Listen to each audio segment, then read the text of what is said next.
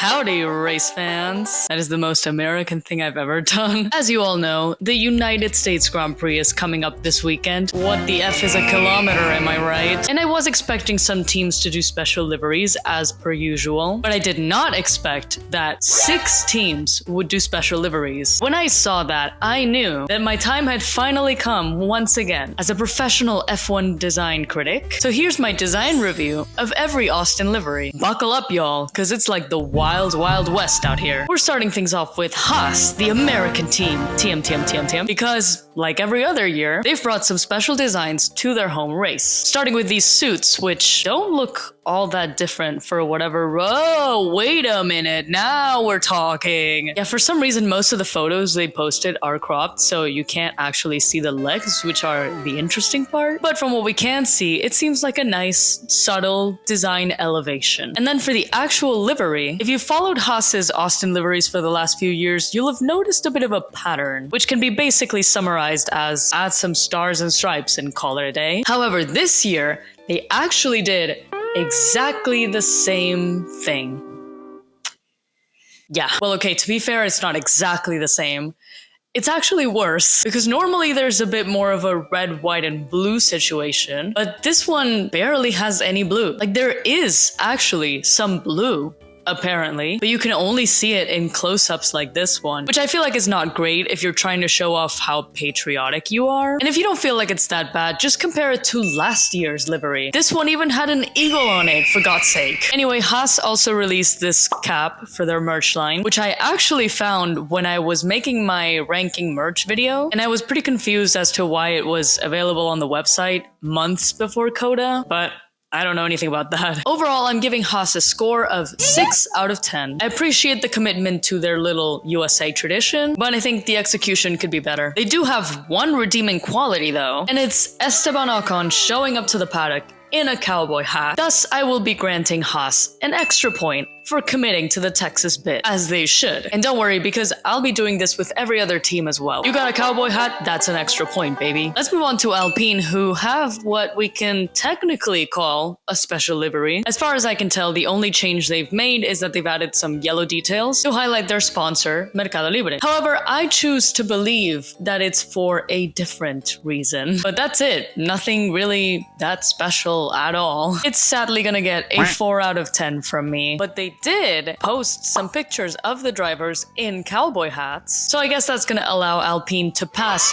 just barely. Good job, Alpine. Or should I say, bon travail. Next we have Williams, who've actually gone for a throwback. Their Austin livery is inspired by the classic 2002 Williams, driven by Juan Pablo Montoya and Ralf Schumacher. I think we all love a classic livery throwback, so that's gonna help Williams a lot here. However, I don't think the design looks that great on a modern car. I think it's because the 2025 car is so curved, whereas the old one is more angular and blocky, or because it's a slightly different shade of blue, maybe. Now that I look at it, don't they look a little bit like orcas or something? That's kind of amazing, actually. I'm giving a 7 out of 10 for this livery, which means Williams are the best of the bunch so far. Just my goats doing goat things, what can I say? Now let's dive into possibly the most highly anticipated livery for this channel, at least, because if you've been following my reviews so far, you know how much I love this team. That's right, it's time to talk about the hit Formula 1 team, Visa Cash App Racing Bulls. I've already talked so much about how VCarb has been cooking so hard with their liveries that they might as well open a Michelin star restaurant. But sadly,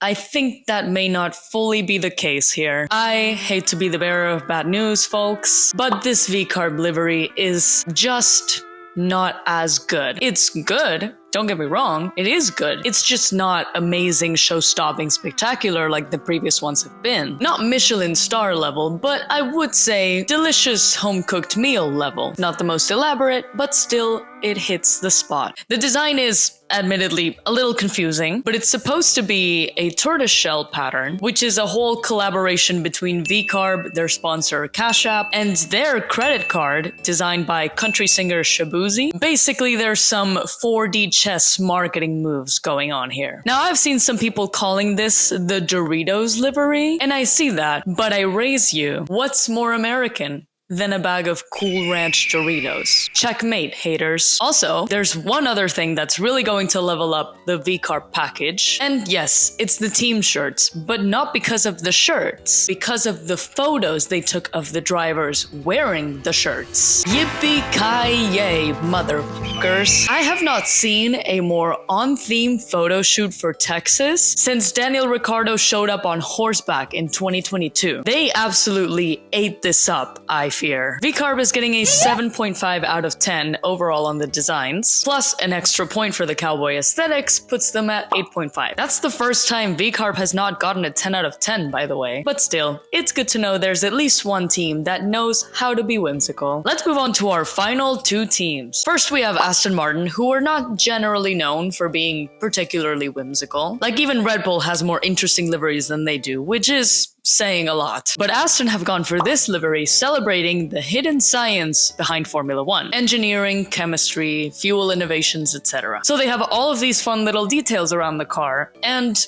a lot of equations. When the equations are basically just letters and no numbers, you know it's the really fucked up math. Personally, I don't think this is the coolest or most beautiful livery ever, but I think the theme is very special and kind of heartwarming. It's nice to show some appreciation for everything that goes on behind the scenes to keep these teams and these cars running, and also acknowledging all the people that work behind the scenes to make that happen. None of it has very much to do with Texas at all, but I guess we'll just conveniently ignore that. They also did some race suits, which don't inspire much joy, to be honest. I think if they'd added some of the equations from the car, it would have looked a little more cohesive. And also, not a single cowboy picture was posted, a surprise to no one. Like I said, Aston Martin, not a particularly whimsical team. I'm giving them a solid 6 out of 10 for everything. Pretty middle of the road. And finally, we have McLaren, who, as is becoming pretty usual nowadays, have managed to upset me. And I'm not even going to talk about anything to do with papaya rules or the Alex Palou court case or any of that. Although rest assured, the last few weeks I've been going insane over all that. No, it's because McLaren have gone for this livery for the US Grand Prix, which is a nod to their sponsor Google Chrome, but more specifically, Chrome's AI assistant, Gemini. First of all, does this design by any chance feel vaguely familiar to you? I don't know, I have this weird feeling that I've seen something really similar before, but I don't really know why. McLaren, you do know that not every special livery needs to be chrome, right? If you want to go chrome so bad, just go back to this for a season. It's fine, we'll understand. This livery was fire. But you can't just do chrome or chrome adjacent things every single time you want to shake it up. And second of all, it's a tribute to an AI product. Do I need to say more? They also made these suits, by the way, which I do think are very beautiful. But again, strangely familiar for some reason. However, I do love this photo of Oscar. It's confirmed, boys. He's starting his villain arc. Overall, I'm gonna give McLaren a 2 out of 10. Just not original at all. McLaren, do a special livery that isn't chrome challenge. Level impossible. Also, if it wasn't obvious already, not a single cowboy picture in sight. Utter woke nonsense. So to recap, here's the final ranking. So once again, V-Carb cooked, just not as hard as usual. Maybe the heat was slightly lower. A slow-cooked Texas barbecue. Maybe. I don't know what I'm saying anymore. But what are your thoughts on these liveries? Would you have ranked them differently? Let me know in the comments below. And as always, I will see you early next week for my review of the United States Grand Prix. Adios!